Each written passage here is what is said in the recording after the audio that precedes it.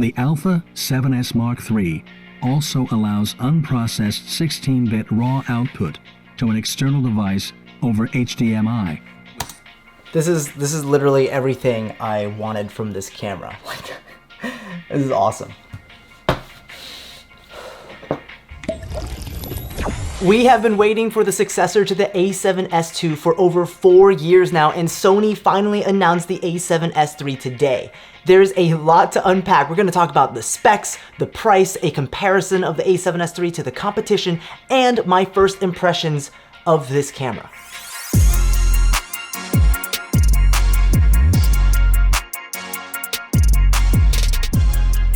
For those of you curious, of course, I immediately pre-ordered this camera, and if you're interested in picking one up, I'd recommend pre-ordering it as soon as possible to get on top of that waiting list. If it turns out after all the reviews you don't want it anymore, you can just cancel your pre-order or return it. That's just my personal approach, because I can definitely see a long pre-order wait list similar to the Canon EOS R5. Anyways, if you want to pre-order, the link is in the description down below. Let's start with the physical features of the new Sony a7S III and what it has to offer. We're looking at a camera body very similar to the a7 III and a7R IV. Notable upgrades include a 9.4 million dot OLED viewfinder, setting the record for the highest resolution viewfinder on any mirrorless camera. You'll also be happy to hear that we're getting the ZV-1 style flip-out screen, which will feature a new optimized Sony menu system, which is also touch compatible. Bless. Other physical feature updates include the movement of the record button to be relocated next to the shutter button for better camera ergonomics. Of course, the camera grip has been enlarged like the latest A7 series cameras to accommodate the new Z series batteries, which will provide you with longer operating times. Additionally, the A7S line is finally adopting the hybrid autofocus system utilized by the latest A7 series cameras, meaning we can look forward to killer eye autofocus as well as live focus tracking. And of course, we're expecting the 5-axis in-body image stabilization, but what's really notable is the updated 12 megapixel backside illuminated sensor and the kind of footage that you can capture with it. If you aren't familiar with the A7S series, you might be thinking 12 megapixels seems a bit low. And you're not wrong. The reason why Sony stuck with a 12 megapixel design similar to the a7S I and a7S II is for larger pixels and a 1:1 4K sensor readout. Alright, I can hear you saying, okay David, cool specs, but what does that mean? Well, one, the larger pixels mean superior low light capability, something that the a7S series has always been known for. This means cleaner footage even if you're shooting in low light situations. 2, the 1:1 sensor readout does 2 things. First of all, it solves a problem that has notoriously plagued compact mirrorless cameras, and that's rolling shutter. See, when you record an image, you're capturing the sensor in sequence, meaning the frame is not captured instantaneously. The result? Nauseating rolling shutter. By having very fast 1:1 sensor readouts, we're expecting to see significant improvements, hopefully something closer to what a global shutter would look like. Second of all, because the camera's not downsampling from 24 megapixels or even 45 megapixels like the Canon EOS R5, the processor on board doesn't have to do all that computation to downsample to 4K or 1080p. This means less processing, which means less heat output, which means longer record times and lower risk of overheating. But I know there's one set of specs you and I are both more interested in talking about: recording specs and codecs. Fortunately for us, Sony really did deliver what I believe a majority of Sony video shooters have been asking for. With the a7S III, we're expecting to be able to record 4K 60 frames per second as well as 4K 120 frames per second internally with 10-bit 422 color depth. Although it seems we'll have a 1.1 times crop while shooting in 4K 120, but that shouldn't be a big deal.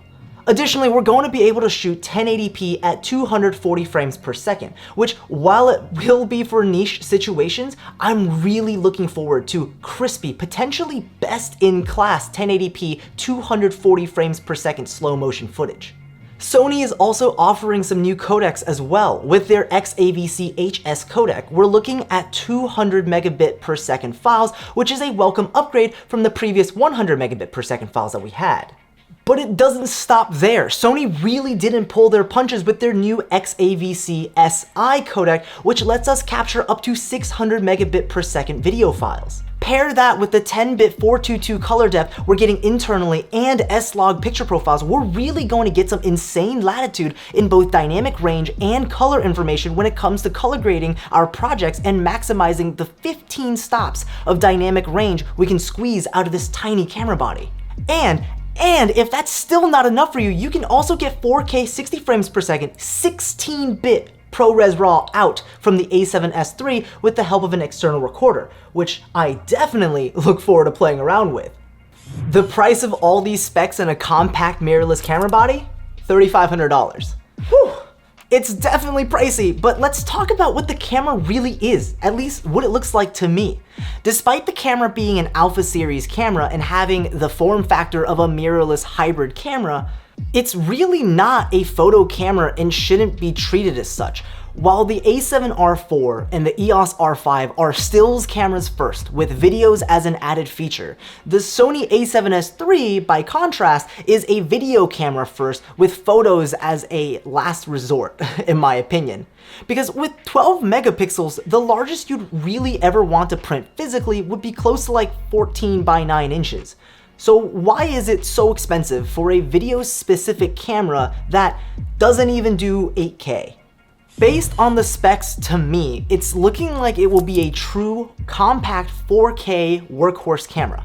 And before I can explain what that means, I have to talk about the competitor. While cameras like the EOS R5 have some really cool applications for certain types of photographers, like landscape and real estate photographers, who are really going to take advantage of the high megapixel count in 8K video files. However, the drawbacks of the potential for overheating in both 8K and 4K recording with a long cooldown period before you can shoot again, paired with a hard 30-minute record limit, it makes it a niche camera that needs to be worked around. That's not to say you can't work around the EOS R5's limitations, however. For example, Armando Ferreira's latest narrative video was produced in stunning 8K, all shot with the EOS R5, and it's definitely a video worth checking out. However, the shoot was centered around the camera. The crew had to make sure the camera wasn't overheating and had to make sure the camera was all good. In less controlled environments like weddings, event coverage, journalism, guerrilla documentary work, on-site client work, the last thing you want is for your A-roll camera to just stop. While I think it's important for companies to push the envelope forward and keep innovating, what Sony has announced today is something different. It did innovate. Not into unknown territories like 8K, but rather iterated and improved the 4K workflow with higher bitrate 10-bit 422 with options of higher frames, no record limit, manageable file sizes, all in a compact mirrorless camera body. To me, the A7S III is the perfect camera, specifically because I've been wanting to get an FS5 or an FS7 for the longest time. But the problem is that the form factor doesn't fit into my run and gun workflow for client work, online content creation, and definitely not for things I like doing for myself, like capturing a road trip. While it doesn't have some things like a global shutter or an internal digital ND filter, it has just about everything I want, spec-wise, in a form factor I love without compromising on its reliability as a professional's tool. That's not to say it won't have its own problems. I understand this is a pseudo first impression kind of deal based on an announcement and a spec sheet. So if you want to see more honest information about the A7S III, don't forget to subscribe, because I can promise you the moment I get my hands on this camera, there is going to be a flood of content. Everything from testing potential overheating issues, the true dynamic range we can pull out of this bad boy, to autofocus tests and everything in between. Alright guys, that's it for this one. I hope you enjoyed watching this video as much as I enjoyed making it. If you did enjoy it, don't forget to leave a thumbs up, subscribe for more content like this, and get notified of when new videos drop. Seriously though, what do you guys think about this camera? Hate it? Love it? Going to buy it? Or is it just overhyped? Let's discuss in the comment section down below. As always guys, I'll see you in the next video. Peace.